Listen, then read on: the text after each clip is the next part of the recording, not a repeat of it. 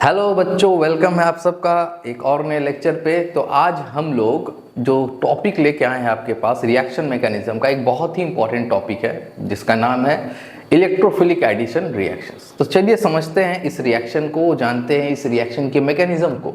और ये रिएक्शन आप लोगों को क्लास 11 12 के सारे ऑर्गेनिक चैप्टर्स में बहुत काम आने वाले हैं। तो ध्यान से समझिएगा ताकि आप लोगों को कोई भी पॉइंट मिस ना हो, ठीक है। चलिए स्टार्ट करते हैं टॉपिक को। तो आज का जो टॉपिक है वो है इलेक्ट्रोफिलिक एडिशन रिएक्शन, ठीक है। Electrophilic addition reaction.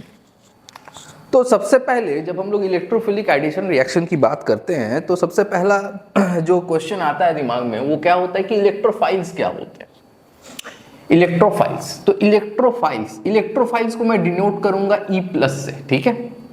इलेक्ट्रोफाइल्स जो होते हैं वो होते हैं आपकी इलेक्ट्रॉन लविंग स्पीसीज। ये होती हैं इलेक्ट्रॉन लविंग स्पीसीज, ठीक है। या फिर आप बोल सकते हैं इलेक्ट्रॉन डेफिशिएंट स्पीसीज, ठीक है। इलेक्ट्रॉन डेफिशिएंट स्पीसीज, ठीक है।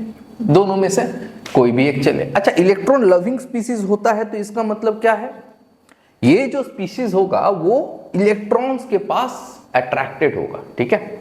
वो इलेक्ट्रॉन्स के पास अट्रैक्टेड होगा यानी इलेक्ट्रॉन के पास जाएगा। अच्छा, तो इलेक्ट्रॉन के पास जाने वाला पार्टिकल कौन सा पार्टिकल होता है, वो खुद में पॉजिटिव पार्टिकल होगा, ठीक है। तो इसी से पहला टाइप जो इलेक्ट्रोफाइल का आता है वो आता है ऑल पॉजिटिव स्पीसीज, ठीक है। सारे पॉजिटिव स्पीसीज, ओके। जैसे कि H+, अगर हम लोग और देखें तो Cl में अगर होता है आपका हेट्रोलाइटिक फ्यूजन तो वहां पे भी Cl+ बनता है, ठीक है।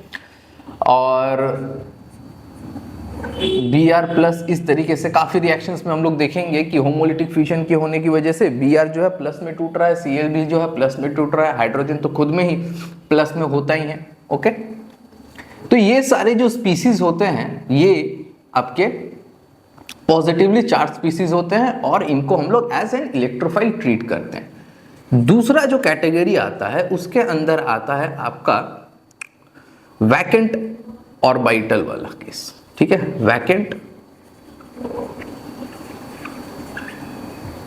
ऑर्बिटल स्पीसीज, वो स्पीसीज जिसके अंदर वैकेंट ऑर्बिटल हो, जैसे कि BF3, BCl3, ठीक है, BeCl2, AlCl3, ये सारे स्पीसीज, ठीक है। इनमें क्या होता है, इनके अंदर जो बोरॉन है, ठीक है, यहां से इसको ले लेते हैं, ये इस तरीके से बॉन्ड बना के रखता है फ्लोरीन के साथ, ठीक है। इस तरीके से बॉन्ड बना के रखता है फ्लोरीन के साथ, इस तरीके से। और ड्यूरिंग बॉन्ड फॉर्मेशन ये टोटल कितने इलेक्ट्रॉन अपने वैलेंसी में रखता है, वैलेंस शेल में रखता है, 1 2 3 4 5 6। तो ये सारे जो होते हैं वो होते हैं 6 इलेक्ट्रॉन स्पीसीज, 6 इलेक्ट्रॉन स्पीसीज। तो देखिए इनके वैलेंस शेल में 6 इलेक्ट्रॉन है यानी इसको इलेक्ट्रॉन की कमी है, ठीक। तो इस कमी को पूरा करने के लिए ये क्या करता है, एज एन इलेक्ट्रोफाइल एक्ट करता है, ठीक है, और इलेक्ट्रॉन की तरफ भागता है। फिर एक चीज और ध्यान में रखिए, क्या कि जो इलेक्ट्रोफाइल होता है, हैलोजन बहुत इंपॉर्टेंट ग्रुप है आपके पीरियोडिक टेबल में। हैलोजेंस को अगर अच्छे से आप समझते हैं तो हैलोजेंस में काफी सारे कंसेप्चुअल क्वेश्चंस निकल जाते हैं, ठीक है। चाहे वो एसिडिटी के बात हो, चाहे वो नॉन मेटेलिक कैरेक्टर की बात हो, चाहे वो न्यूक्लियोफिलिसिटी की बात, इलेक्ट्रोफिलिसिटी की बात हो, ठीक है। तो अगर हम लोग इस तरीके से हैलोजेंस के साथ बोरॉन का जितना कॉम्बिनेशन होता है उसको लिखें और फिर अगर इलेक्ट्रोफिलिसिटी का ऑर्डर डिसाइड करना हो तो इलेक्ट्रोफिलिसिटी का जो ऑर्डर होता है वो होता है ये। आयोडीन के साथ बोरॉन जब बॉन्ड बना के रखता है, तो ये मॉलिक्यूल की इसकी इलेक्ट्रोफिलिसिटी जो होती है, ये जो होता है ये बहुत अच्छा इलेक्ट्रोफाइल की तरह काम करता है। ठीक है, ऐसा क्यों होता है? देखिए, जब ये बॉन्ड बन रहा होता है बी एफ एफ और एफ, ठीक है, फ्लोरीन के पास लोन पेयर ऑफ इलेक्ट्रॉन्स है, फ्लोरीन के पास लोन पेयर ऑफ इलेक्ट्रॉन्स है, फ्लोरीन के पास लोन पेयर ऑफ इलेक्ट्रॉन्स है। ठीक है, इस तरीके से। ओके, तो क्या होता है, फ्लोरीन का साइज बहुत छोटा होता है अपने ग्रुप में। ओके, और ये इस इलेक्ट्रॉन्स को एकोमोडेट नहीं कर पाता है, तो इसकी टेंडेंसी होती है क्या, ये अपना जो लोन पेयर है ये बोरॉन को डोनेट करता है, जिसको बैक बॉन्डिंग कहते हैं, बैक बॉन्डिंग। ठीक है, बैक बॉन्डिंग। तो ये जो बोरॉन की भूख है इलेक्ट्रॉन के लिए, इसको ये काफी हद तक शांत कर देता है। ओके, इस वजह से ये बोरॉन की जो इलेक्ट्रोफिलिसिटी है इसको कम करता है। वैरस अगर हम लोग आयोडीन देखें तो आयोडीन का साइज अपने ग्रुप में बहुत बड़ा होता है। ठीक है, तो उसके पास ये जो बैक बॉन्डिंग की टेंडेंसी है वो बहुत कम होती है, इस वजह से वो बोरॉन की इलेक्ट्रोफिलिसिटी को उतना हद तक मिनिमाइज नहीं कर सकता। इसीलिए जो इलेक्ट्रोफाइल होता है वो आयोडीन के साथ बोरॉन का कॉम्बिनेशन बेस्ट माना जाता है, और सबसे वर्स्ट केस में होता है ये BF3। ओके, अब आ जाते हैं इसकी थर्ड कैटेगरी पे। थर्ड कैटेगरी, ठीक है, थर्ड कैटेगरी क्या है? थर्ड कैटेगरी है लुईस एसिड। लुईस एसिड हम लोगों को पता है, हम लोगों ने क्लास 10 में भी पढ़ा है कि लुईस एसिड होता क्या है। ठीक है, लुईस एसिड वो सारे स्पीसीज होते हैं जो लोन पेयर ऑफ इलेक्ट्रॉन्स को एक्सेप्ट करता है, लोन पेयर इलेक्ट्रॉन को एक्सेप्ट करता है। ठीक है, लोन पेयर इलेक्ट्रॉन को एक्सेप्ट करता है।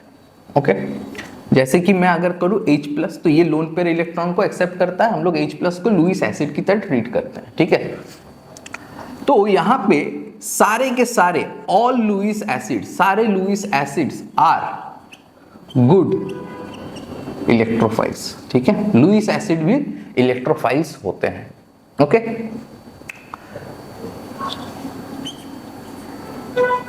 अब यहां से एक और फंडा पे देखते हैं। आइए, एक एग्जाम्पल है, जैसे कि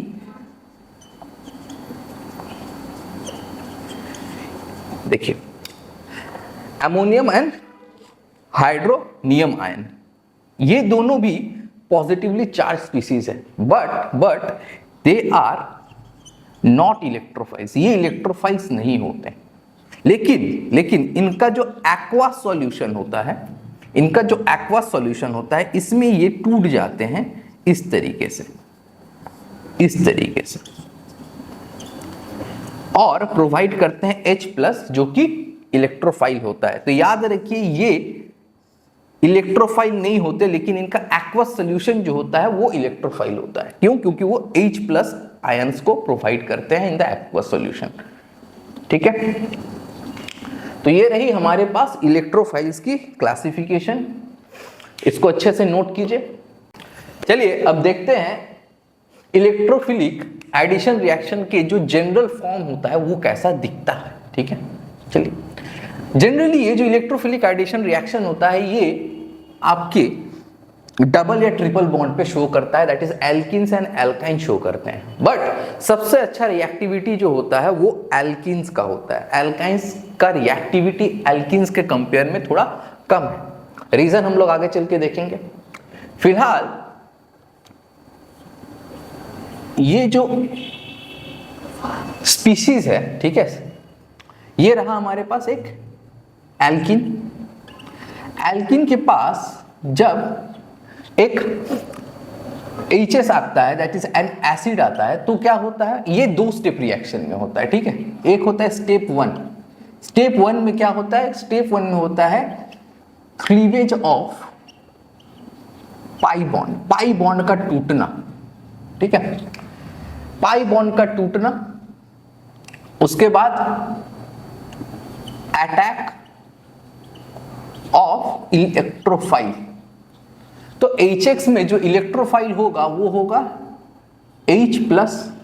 ठीक है, H+ होता है हमारा इलेक्ट्रोफाइल। तो क्या होगा, बॉन्ड टूटेगा, बॉन्ड टूटेगा।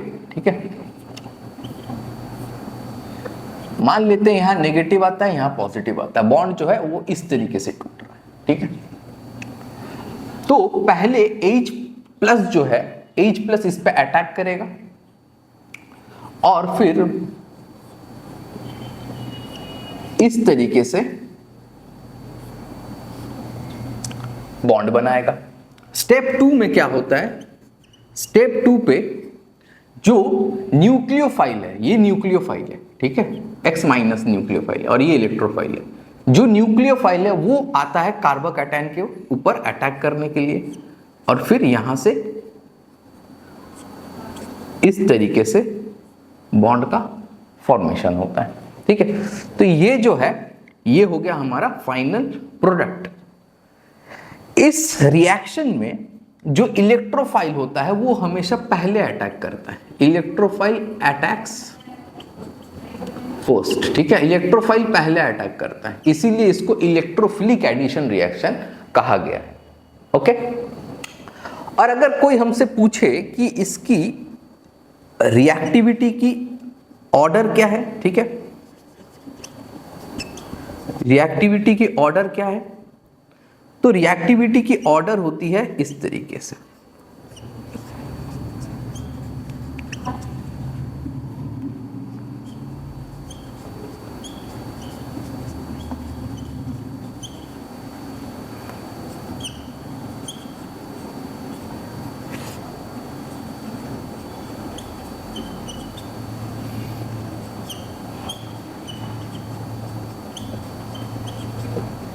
ये होती है रिएक्टिविटी की ऑर्डर, ठीक है।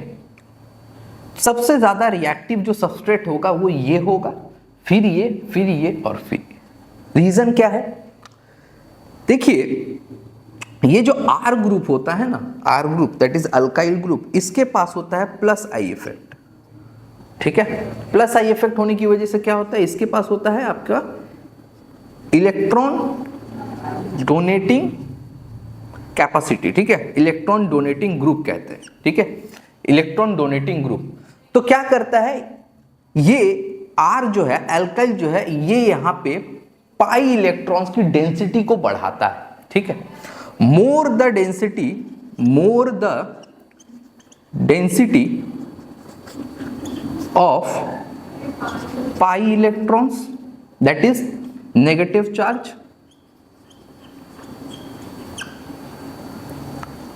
more it will attract the electrophile, electrophile को उतनी ही आसानी से अट्रैक्ट करता है, ठीक है। तो यहां पे एक सिंगल कार्बन के ऊपर 2 R ग्रुप लगे हुए हैं, तो ये दोनों मिलके इसकी पाई इलेक्ट्रॉन की डेंसिटी को बढ़ाएंगे, नेगेटिव चार्ज को एनहांस करेंगे। यहां पे कार्बन के साथ सिर्फ एक R ग्रुप है तो कंपैरेटिवली कम, यहां पे फिर से सिर्फ एक है लेकिन इस तरफ में एब्सेंट है और यहां पे तो खैर है ही नहीं। तो ये चीज बहुत ध्यान से याद रखिएगा कि जितना ज्यादा पाई इलेक्ट्रॉन में नेगेटिव चार्ज की डेंसिटी होगी उतना ही इजीली ये रिएक्शन होगा, ठीक है। फटाफट नोट कीजिए इसे। तो चलिए देखते हैं कि ये इलेक्ट्रोफिलिक एडिशन रिएक्शन कहां पे अच्छे से यूज होती है। एक एग्जांपल्स के साथ अगर हम लोग इसको स्टडी करेंगे ना तो चीजें और अच्छी तरीके से क्लियर होंगी। तो जो सबसे फेमस एग्जांपल है जो कि इलेक्ट्रोफिलिक एडिशन रिएक्शन देता है वो होता है मार्कोनिकोव।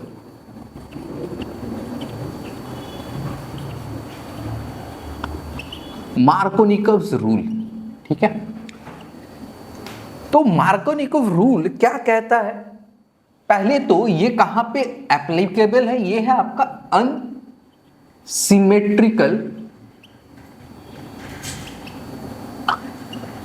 एल्किन्स पे, ठीक है ना, अनसिमेट्रिकल एल्किन्स पे ये एप्लीकेबल है।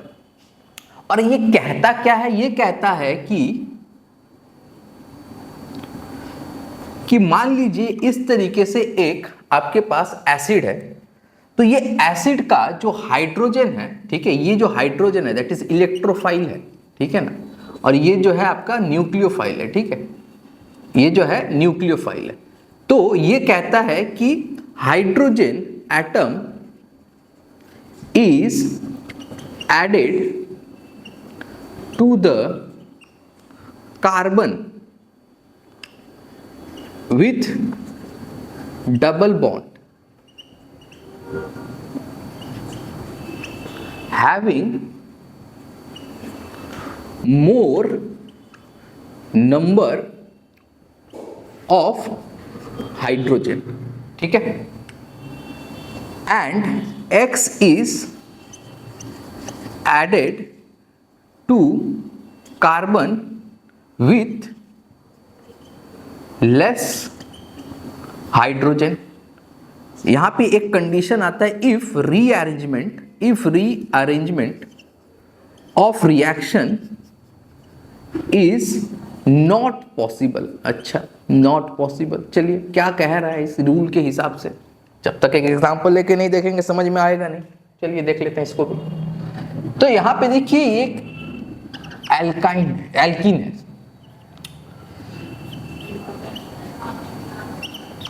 ठीक है, प्लस HCl ले लेते हैं सबसे फेमस. तो क्या होगा कि जब ये मॉलिक्यूल इस सबस्ट्रेट के पास आएगा, तो देखिए पहले तो ये एक अनसिमेट्रिकल एल्कीन है, ओके, तो क्या होगा, ये बॉन्ड टूटेगा. अच्छा, कैसे टूटेगा, इस तरीके से टूट सकता है, ठीक है, या फिर इस तरीके से टूट सकता है, ऐसे दोनों पॉसिबिलिटीज है. तो टूटेगा कैसे, नंबर 1 वे कि नंबर 2 वे. सबसे पहली बात तो ये आती है कि कैसे टूटेगा. तो देखिए अगर मैं पहला ऑप्शन देखूं तो टूटने के बाद जब पाई बॉन्ड इस तरीके से शिफ्ट हो रहा है तो इस कार्बन के ऊपर नेगेटिव और इस पे पॉजिटिव चार्ज आ रहा है, यानी ये कार्बोकैटायन बन रहा है. कौन सा कार्बोकैटायन बन रहा है, ये बन रहा है 2 डिग्री कार्बोकैटायन, जबकि यहां पे जो कार्बोकैटायन बन रहा है वो बन रहा है 1 डिग्री कार्बोकैटायन. और आप लोगों को पहले भी मैं बता चुका हूं कि जो कार्बोकैटायन है, ठीक है ना, जो कार्बोकैटायन है और फ्री रेडिकल है, ये दोनों चीजें याद रखिएगा. फ्री रेडिकल इनकी जो स्टेबिलिटी की ऑर्डर होती है वो होती है ये, दैट इज 3 डिग्री ज्यादा स्टेबल होता है, फिर 2 डिग्री, फिर 1 डिग्री, जबकि कार्बन आयन जो होता है ये रिवर्स में जाता है, ठीक है. 1 डिग्री जो होता है वो ज्यादा स्टेबल होता है 2 डिग्री से, 2 डिग्री फिर ज्यादा स्टेबल होता है 3 डिग्री से. तो यहाँ पे ये जो है ये है 2 डिग्री कार्बोकैटायन, जबकि ये है 1 डिग्री कार्बोकैटायन. तो स्टेबल कौन सा ज्यादा, 2 डिग्री कार्बोकैटायन. तो बॉन्ड इस तरीके से टूटेगा, ना कि ऐसे, ठीक है. अब जब बॉन्ड टूट चुका है तो क्या होगा, ये H भी टूटेगा, H प्लस और Cl माइनस से, ठीक है. ये H जो है वो कहां आके अटैक करेगा, यहां पे आके अटैक करेगा, ठीक है. इलेक्ट्रोफाइल है ना, तो इलेक्ट्रोफाइल जो है वो इस तरीके से यहां पे इसके पास आके अटैक करेगा, ठीक. इलेक्ट्रोफिलिक एडिशन रिएक्शन है तो इलेक्ट्रोफाइल पहले अटैक करता है, फिर न्यूक्लियोफाइल अटैक करता है. तो बनेगा क्या हमारे पास, रिएक्शन इंटरमीडिएट जो बनेगी वो बनेगी इस तरीके से, ये बच गया क्या हमारे पास, Cl माइनस. मार्कोनिकोव ने यही तो कहा था कि hydrogen atom to be added, जो हाइड्रोजन एटम ऐड होने वाला है वो डबल बॉन्डेड कार्बन के उस कार्बन पे ऐड होगा जिसके पास नंबर ऑफ हाइड्रोजन ज्यादा है, ठीक है. और जो क्लोरीन आयन होगा वो उस कार्बन पे ऐड हो जाएगा जिसके पास नंबर ऑफ हाइड्रोजन कम है. तो फिर यहां से ये फॉर्म हो गया इस तरीके से CH3. तो ये रहा हमारा फाइनल प्रोडक्ट, ठीक है. तो इस तरीके से मार्कोनिकोव जो है काम करता है. तो ये तो हो गया हमारे पास एक सिंपल सा एग्जांपल. लेकिन ये रूल पढ़ना काफी नहीं होता है. क्यों काफी नहीं होगा, क्योंकि यहां पे रीअरेंजमेंट की पॉसिबिलिटी नहीं थी. लेकिन अगर कहीं रीअरेंजमेंट की पॉसिबिलिटी हो तब क्या होगा, तब हम लोग ब्लाइंडली इस न्यूक्लियोफाइल को अटैक नहीं करवा सकते, ठीक है. उस केस में क्या होगा, रीअरेंजमेंट होगा to form higher order of carbocation, और उस कार्बोकैटायन पे जाके क्लोरीन अटैक करता है। ठीक है, चलिए एक और एग्जांपल से समझ लेते हैं। CH3 CH3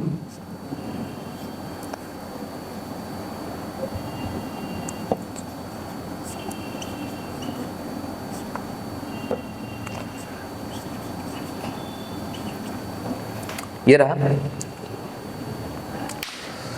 इस एग्जाम्पल को देख लेते हैं थोड़ा सा। अगर इस एग्जाम्पल में हम लोग रीअरेंजमेंट की इस पॉसिबिलिटी को देख सकते हैं, कैसे, देखिए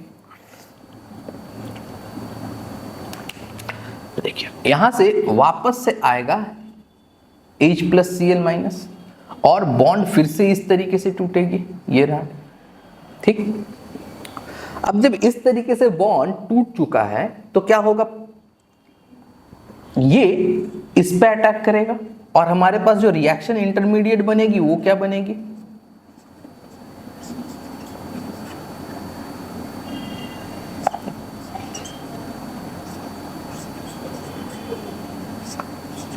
ये कार्बोकैटायन यहां बना। ठीक है, देखिए कौन सा कार्बोकैटायन है, कितनी डिग्री का है, 2 डिग्री कार्बोकैटायन। अब क्या क्लोरीन आएगा और इस पे अटैक करेगा? नहीं, क्लोरीन नहीं आएगा अभी। क्यों? क्योंकि यहां पे रीअरेंजमेंट पॉसिबल है, rearrangement to get higher order of carbocation. और रीअरेंजमेंट किस तरीके से होता है वो मैंने न्यूक्लियोफिलिक सब्स्टिट्यूशन रिएक्शन पे आप लोगों को बता दिया था।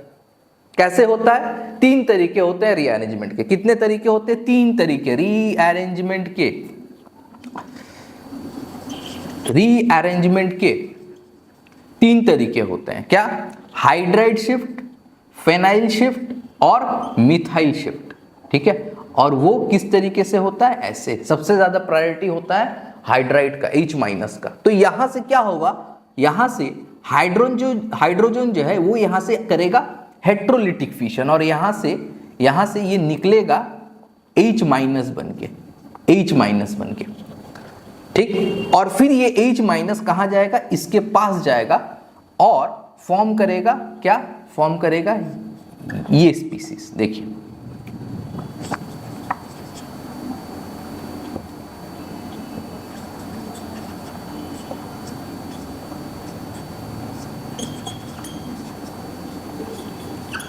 ये देखिए यहां से ये H- जो है बाहर निकला, दैट इज हाइड्राइड बाहर निकला। ठीक है, होमोलिटिक फ्यूजन हुआ, इलेक्ट्रॉन लेके निकल चुका है, तो इस कार्बन के पास आएगा plus charge.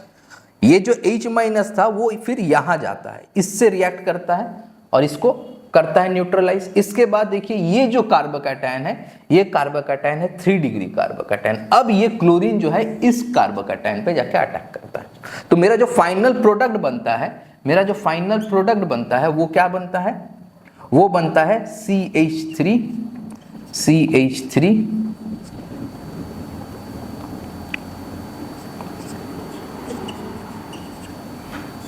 Cl CH2 CH3।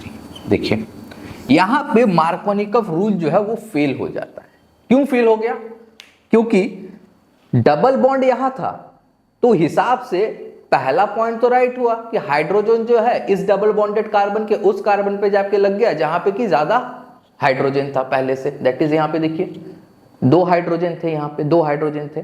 ठीक है, तो हाइड्रोजन नहीं लगा, लेकिन क्लोरीन की बारी यहां लगने की थी, लेकिन क्लोरीन यहां ना लग के इस कार्बन से अटैच हो गया। तो जब रीअरेंजमेंट पॉसिबल होता है वहां पे ये मार्कोनिकॉफ रूल जो है ये फेल हो जाता है।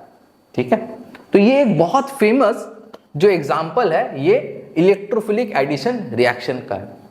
इसका एक और है एंटी मार्कोनिकॉफ रूल, वो फ्री रेडिकल एडिशन रिएक्शन का एग्जांपल है। ठीक है, तो जब मैं वो मैकेनिज्म पढ़ाऊंगा तब मैं वहां पे आप लोगों को समझाऊंगा। उसमें बस अभी टेम्पररी ये जान के रखिए कि मार्कोनिकॉफ के उल्टा होता है। ये जो स्टेटमेंट है इसको आप उलट दीजिए। ठीक है, यहाँ पे हाइड्रोजन जो है वो उस कार्बन पे लग रहा है जहां पे ज्यादा हाइड्रोजन है, तो एंटी मार्कोनिकॉफ में क्या होगा, हाइड्रोजन जो है उस कार्बन पे लगेगा जिस कार्बन पे नंबर ऑफ हाइड्रोजन कम है, और जो उसके पास हैलाइड आयन है, हैलाइड आयन उस कार्बन पे लग जाता है जहां पे कि हाइड्रोजन की एटम ज्यादा है, बस यही फर्क होता है, ठीक है। लेकिन रिएक्शन मैकेनिज्म जो है पूरी पूरी अलग है। ये मैं इलेक्ट्रोफिलिक एडिशन का एग्जांपल आप लोगों को समझा रहा हूं, ठीक है। चलिए फटाफट नोट कीजिए। तो चलिए मार्कोनिकव तो हम लोगों ने समझ लिया, अब थोड़ा सा इन दोनों एग्जांपल्स को देखते हैं, ठीक है, और इनके प्रोडक्ट क्या होंगे उनको थोड़ा समझने की कोशिश करते हैं, ठीक है। याद रखिए जीओसी आप लोगों को बहुत अच्छे से आना चाहिए। अगर जीओसी किसी का वीक है तो उसका ऑर्गेनिक केमिस्ट्री वीक होना ही है। तो जीओसी में आप लोग सारे इफेक्ट्स को, इंडक्टिव हो, हाइपर कॉन्जुगेशन हो, रेजोनेंस हो, ठीक है, इन सारे इफेक्ट्स को अच्छी तरीके से समझिए और कौन से एलिमेंट या कौन से स्पीसीज जो है कौन से इफेक्ट्स देते हैं इनको भी आप लोगों को अच्छे से पहचानना आना चाहिए। तो यहां पे देखिए इस तरीके से हमारे पास दो एल्किन्स है। अब लेकिन यहां पे एक फर्क है, क्या यहां पे लगा हुआ है COOH, यहां पे लगा हुआ है CH3 एल्काइल और एसिटिक एसिड या कार्बोक्सिलिक एसिड, ठीक है, कार्बोक्सिलिक एसिड। यहां पे क्या प्रोडक्ट फॉर्म होगा, देखिए ये जो अल्काइल ग्रुप है इसके पास होता है प्लस आई इफेक्ट, ठीक है। जब ये जो है HCl सबस्ट्रेट को यानी इस कंपाउंड को, इस मॉलिक्यूल को अप्रोच करेगा तो बॉन्ड किस तरीके से टूटेगा, ऐसे वापस से यहां से ये H+ और Cl- H+ यहां चला जाएगा और Cl- यहां चला जाएगा। तो हमारा जो प्रोडक्ट बनेगा वो क्या बनेगा, CH3 CH Cl CH3, ये ठीक है। रीजन क्या था, रीजन था यहां पे कार्बोकैटायन का फॉर्म होना, 2 डिग्री कार्बोकैटायन, और 2 डिग्री कार्बोकैटायन जब फॉर्म हो रहा है तो जैसे मार्कोनिकव रूल में बताया था वही काम हुआ यहां पे भी, ठीक है। तो इसे हम कहेंगे मार्कोनिकव प्रोडक्ट, क्या कहेंगे, मार्कोनिकव प्रोडक्ट, ठीक है। ये तो सिंपल था, आप लोगों को अभी जस्ट मैंने एक्सप्लेन किया कि कैसे हुआ। प्लस आई इफेक्ट है तो ये क्या है, ये है electron donating group. Electron donating group होगा तो क्या करेगा, जब इसके ऊपर आएगा प्लस चार्ज तो ये क्या करेगा, यहां से इस बॉन्ड पे जो इलेक्ट्रॉन्स है इसको पुश करेगा, इसको पुश करेगा इस कार्बन की तरफ। इलेक्ट्रॉन को जब ये पुश करेगा इस कार्बन की तरफ, यानी इलेक्ट्रॉन को जब ये डोनेट करेगा वाया सिग्मा बॉन्ड, तो क्या होगा, कार्बोकैटायन का चार्ज कमेगा। तो कार्बोकैटायन का चार्ज जब कमेगा तो वो क्या होगा, वो स्टेबल होगा। याद रखिए कभी कोई भी स्पीसीज को आपको स्टेबल करना है तो उसको न्यूट्रल करना होता है, ठीक है। अगर उसके ऊपर से चार्ज बढ़ रहा है तो वो अनस्टेबल होगा। पॉजिटिव चार्ज है, कार्बोकैटायन है, चार्ज बढ़ रहा है, वो अनस्टेबल होगा। कार्बन आयन है, नेगेटिव चार्ज है, चार्ज बढ़ रहा है तो उसका अनस्टेबल होगा। अगर हम किसी भी तरीके से इन स्पीसीज के ऊपर जो चार्ज है इन चार्ज को कम कर पाए, चार्ज को न्यूट्रलाइज कर पाए, तो स्टेबिलिटी जो है वो एनहांस होती है, ठीक है। तो ये जो अल्काइल ग्रुप है जिसके पास प्लस आई इफेक्ट है, that is it is an electron donating group, तो ये क्या करेगा, इस कार्बोकैटायन को स्टेबल करेगा, स्टेबलाइज करेगा, ठीक है। स्टेबलाइज करने की वजह से ये इंटरमीडिएट जो है वो स्टेबल बनेगी और ये रिएक्शन इस तरीके से होगा। यहां देखते हैं यहां क्या है, अब जब ये HCl इसको अप्रोच करेगा तो बॉन्ड फिर से इस तरीके से टूट सकता है, ऐसे ऐसे, या बॉन्ड इस तरीके से टूट सकता है, ऐसे और ऐसे। मेथड 1 मेथड 2, तो बताइए कौन सा मेथड इस बार एप्लीकेबल होगा, 1 या 2? इस बार एप्लीकेबल होगा 2, 1 नहीं। क्यों? क्योंकि ये जो कार्बोक्सिलिक ग्रुप है ना इसके पास होता है माइनस आई इफेक्ट और ये होता है इलेक्ट्रॉन विड्रॉइंग ग्रुप। ये होता है इलेक्ट्रॉन विड्रॉइंग ग्रुप, ठीक है। तो जब अगर मैं मेथड 1 से चलूं तो यहां पे बनेगा carbocation which is positive charge, और ये स्पीसीज जो है ये क्या कर रहा है, यहां से वाया सिग्मा बॉन्ड इलेक्ट्रॉन्स को खींच रहा है अपनी तरफ, इलेक्ट्रॉन को पुल कर रहा है, इलेक्ट्रॉन को विड्रॉ कर रहा है। तो इलेक्ट्रॉन को विड्रॉ करने के बाद जो पॉजिटिव चार्ज है वो पॉजिटिव चार्ज एनहांस होगी, तो ये इंटरमीडिएट जो है ये अनस्टेबल हो जाएगा।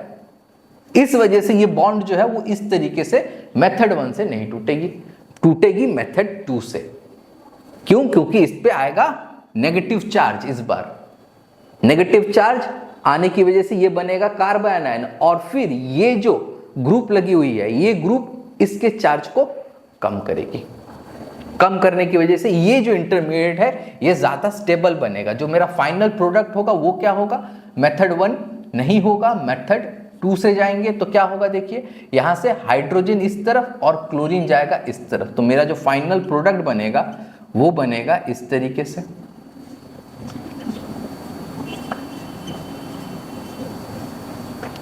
देखिए जो यहां हुआ इसका उल्टा यहां हुआ, तो इसीलिए इसको कहेंगे एंटी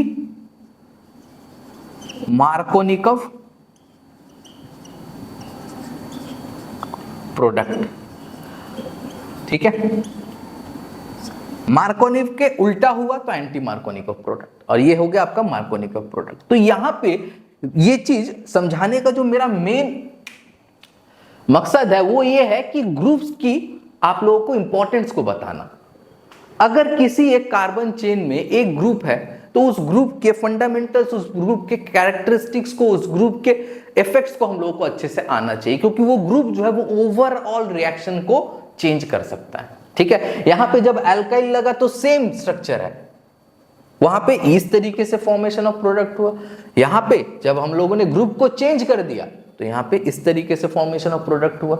तो ये छोटे छोटे चीज जो है वो दिमाग में रखना होगा, क्योंकि यही से एग्जामिनर क्वेश्चन पूछता है। ठीक है, और बच्चे जो होते हैं वो यहां पे ही फंसते हैं ज्यादातर, तो इन चीजों को बहुत अच्छे से आप लोगों को समझना होगा। ओके, नोट कीजिए। चलिए अब एल्किन्स के बारे में तो पढ़ लिया, थोड़ा सा एल्काइन का भी हिसाब समझते हैं कि क्या है। ठीक, तो पहले बात तो एक चीज याद रखना होगा कि रिएक्टिविटी ऑफ एल्किन्स जो होती है ना टुवर्ड्स इलेक्ट्रोफिलिक एडिशन रिएक्शन वो ज्यादा होती है as compare to reactivity of alkynes. ठीक है, अल्काइंस के मुकाबले। ठीक है, एल्किन ज्यादा रिएक्टिव होते हैं, अल्काइंस कम रिएक्टिव होते हैं। क्यों? देख लेते हैं। Reaction with alkynes. ठीक है, और ये रिएक्शन जो होता है ना ये proceeds till all pi bonds are break. ठीक है, जब तक सारे पाई बॉन्ड्स टूट नहीं जाते ये रिएक्शन तब तक चलता है। एग्जाम्पल देखते हैं, CH3 C 1 2 3 CH। ठीक है, इसके पास आ रहा है H+। ठीक है, एक इक्विवेलेंट कहते हैं इसका। ठीक है, एक मोल। चलिए फिर क्या होगा, जब ये अप्रोच करेगा तो ये इस तरीके से टूटेगा माइनस और ये प्लस। ठीक, तो जो रिएक्शन इंटरमीडिएट बनेगा वो कैसा बनेगा, ये यहां पे आके गया, तो ये रिएक्शन इंटरमीडिएट जो बनता है वो इस तरीके से बनता है CH2। ठीक है, साथ में Cl-। तो ये जो रिएक्शन इंटरमीडिएट है ना इसको बोलते हैं विनाइल कार्बोकैटायन। Vinyl carbocation. ठीक है, और ये अनस्टेबल होता है, ये इंटरमीडिएट अनस्टेबल होता है। इसी वजह से जो एल्काइंस होते हैं इसकी reactivity towards electrophilic addition reaction कम होती है। ठीक, अब ये क्या होगा, ये क्लोरीन जो है इस पे अटैक करेगा। अटैक करने के बाद जो मेरा फाइनल प्रोडक्ट बनेगा वो इस तरीके से बनेगा। ठीक है, अभी भी ये रिएक्शन जो है रुकने वाला नहीं है। क्यों? क्योंकि अभी सारे पाई बॉन्ड्स नहीं टूटे हुए। फिर एक मोल और HCl आएगा, वापस से इस तरीके से शिफ्ट होगा, और ये ऐसे, तो फाइनल प्रोडक्ट जो मेरा बनेगा वो बनेगा ये इस तरीके से। तो ये मेरा फाइनल प्रोडक्ट बनता है जब हम लोग एल्काइंस के साथ इस रिएक्शन को करवाते हैं। ठीक है, तो ये जो है आपका फाइनल प्रोडक्ट, और यहां से ये रिएक्शन शुरू हुआ और जाके खत्म हुआ यहां पे। ये देखिए यहां पे जितने पाई बॉन्ड थे उतने मोल्स लग गए हमें, 2 मोल्स, तो दोनों रिएक्ट किया और रिएक्ट करके हमारे पास ये फॉर्म हुआ। ठीक है, चलिए इसको भी समझे। अब यहां से एक और चीज को थोड़ा सा ध्यान से समझते हैं। ठीक है, एक और चीज को थोड़ा ध्यान से समझते हैं। ये इसे जो है इसे हम लोग टर्मिनल एल्काइन कहते हैं। क्या कहते हैं? टर्मिनल एल्काइन, इसे कहते हैं टर्मिनल एल्काइन। क्यों टर्मिनल कहते हैं सर? क्योंकि यहाँ पे ये जो ट्रिपल बॉन्ड है ये उस कार्बन से जुड़ी है जो कार्बन चेन के एंड में है। ठीक है, इसे कहते हैं टर्मिनल एल्काइन। अगर हमारे पास मान लीजिए एक इंटरनल एल्काइन है, ठीक है, इंटरनल एल्काइन इस तरीके से, इस तरीके से। अब यहां पे क्या हो सकता है देखते हैं थोड़ा सा। एक HCl वापस आया, ठीक, क्या हुआ यहां से इस तरीके से बॉन्ड का शिफ्ट हुआ, ऐसे ये बना प्लस, ठीक, फिर ये H जो है वो यहां गया और Cl जो है वो गया यहां पे। ठीक, तो हमारा जो फाइनल प्रोडक्ट बन जाएगा वो बन जाएगा इस तरीके से।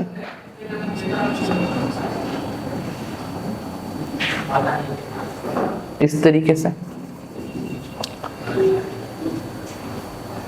इस तरीके से।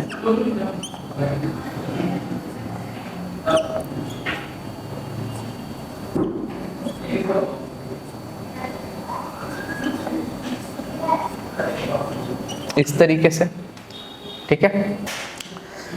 एक चीज और, ये जो कार्बोकैटायन यहाँ पे इंटरमीडिएट बन रहा है, दैट इज यहाँ पे भी जो कार्बोकैटायन इंटरमीडिएट बन रहा है, कार्बोकैटायन का जो हाइब्रिडाइजेशन होता है वो होता है sp2 हाइब्रिडाइजेशन।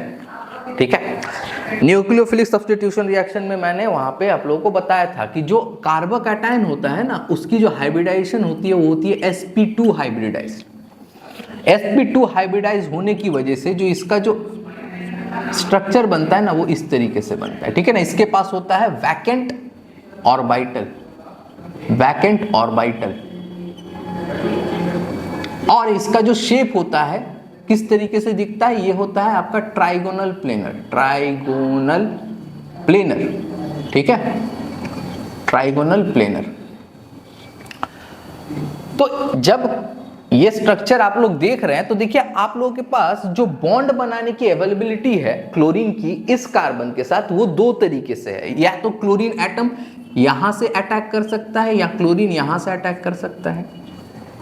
ठीक है, यहां से जब वो अटैक करता है तब बनता है रिटेंशन, और अगर बैकवर्ड से अटैक करता है तो बनता है इन्वर्जन। और जब रिटेंशन और इन्वर्जन फॉर्म होते हैं तो उनके मिक्सचर को कहते हैं रेसमिक मिक्सचर। तो यहां पे ये जो प्रोडक्ट बन रहा है ना ये एक्चुअली 2 प्रोडक्ट का मिक्सचर होगा, इस तरीके से 2 प्रोडक्ट्स का मिक्सचर होगा। ठीक है, अगर हम लोग इसे इन्वर्जन कहेंगे, इन्वर्जन, इन्वर्जन, ठीक है, इन्वर्जन, तो ये होगा हमारे पास रिटेंशन, रिटेंशन, और इन दोनों का जो मिक्सचर कहलाएगा वो कहलाएगा रेसमिक मिक्सचर, रेसमिक मिक्सचर। ठीक है, इस तरीके से।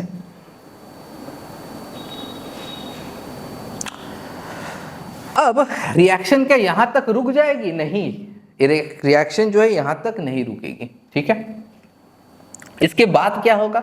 इसके बाद मान लेते हैं हम इसे कंसीडर करते हैं। ठीक है, इसे कंसीडर करते हैं।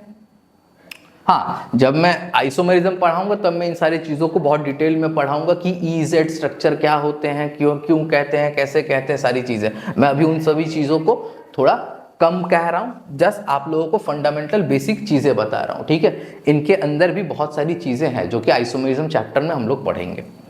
तो यहां से देखिए, जब मान लीजिए कि हम इसे कंसीडर करते हैं ये, ठीक, अब एक हाइड्रोजन आपके पास एक HCl एटम आता है जो कि इस पे अटैक करता है। ठीक है, इस पे अटैक करने आता है फिर से एक HCl। क्यों? क्योंकि मैंने कहा था कि जब एल्काइंस के साथ रिएक्शन होगी तो रिएक्शन जो होती है वो तब तक चलती है जब तक कि सारे बॉन्ड्स जो है वो टूट नहीं जाते, ठीक है, सारे पाई बॉन्ड्स टूट नहीं जाते हैं। तो देखिए वापस से यहां पे एक चीज हो सकती है क्या, या तो इलेक्ट्रॉन इस तरीके से, बॉन्ड जो है वो इस तरीके से शिफ्ट हो ऐसे, या तो इस तरीके से शिफ्ट हो ऐसे। मेथड 1 मेथड 2 कौन सा मेथड होगा इस बार, कौन सा मेथड होगा, मेथड 1 की मेथड 2? इस बार होगा मेथड 1, ठीक है, मेथड 1। क्यों मेथड 1 होगा, मेथड 2 क्यों नहीं होगा? देखिए अगर हम जीओसी में इफेक्ट्स की बात करें तो जो प्रायोरिटी ऑफ इफेक्ट्स होती है ना, वो मेसोमेरिक इफेक्ट, रेजोनेंस की प्रायोरिटी सबसे ज्यादा होती है, फिर हाइपर कॉन्जुगेशन, उसके बाद आता है इंडक्टिव इफेक्ट। तो CH3 के पास प्लस आई इफेक्ट तो है, ठीक है, यहां जो कार्बोकैटायन बन रहा है, मैं मानता हूं ये कार्बोकैटायन को, ये जिसके पास प्लस आई इफेक्ट है इसको स्टेबलाइज कर रहा है, बट इस केस में जब ये मेथड 1 से हो रहा है, दैट इज कार्बोकैटायन जब यहां फॉर्म हो रहा है, तब क्या हो रहा है, क्लोरीन के पास लोन पेयर ऑफ इलेक्ट्रॉन होते हैं, तो क्लोरीन क्या करेगा, अपना एक लोन पेयर ऑफ इलेक्ट्रॉन को यहां प्रोवाइड करेगा, इसे बैक बॉन्डिंग कहते हैं, ठीक है ना, बैक बॉन्डिंग। और इस बैक बॉन्डिंग की वजह से यहां पे रेजोनेंस होगा, और रेजोनेंस की वजह से इस जगह पे स्टेबिलिटी आएगी। कैसी स्टेबिलिटी आएगी, अगर मैं यहां से इसका रेजोनेटिंग स्ट्रक्चर बनाऊं तो ये बनेगी ऐसे, Cl ने क्लोरीन ने अपना लोन पेयर दिया कार्बन पे, CH3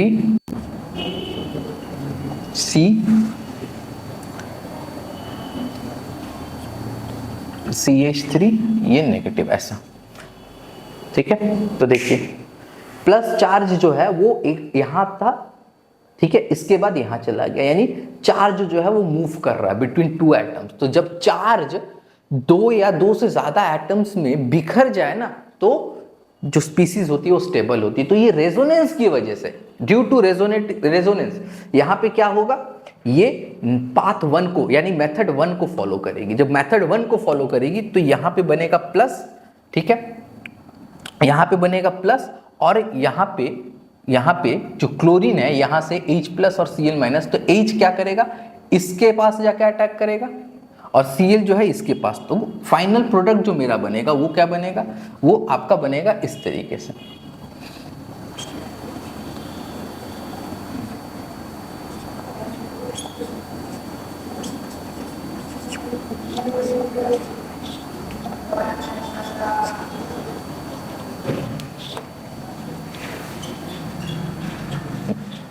ये बनेगा मेरा फाइनल प्रोडक्ट, ठीक है।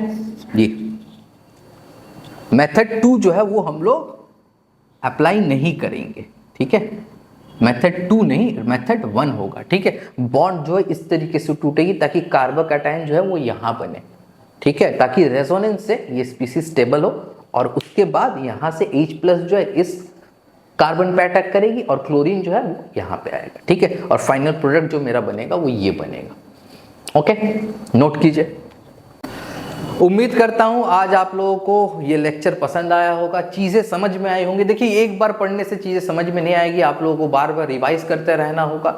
उम्मीद करता हूं मैं आज आप लोगों को ठीक से समझा पाया हूं। अगर आप लोगों को लेक्चर पसंद आया है, चीजें समझ में आई हैं, तो वीडियो को लाइक कीजिए, चैनल को सब्सक्राइब कीजिए, और अपने कमेंट्स, अपने सुझाव देते रहिए, ताकि हम लोग अपने क्वालिटी को और इनहेंस कर पाए। Thank you very much.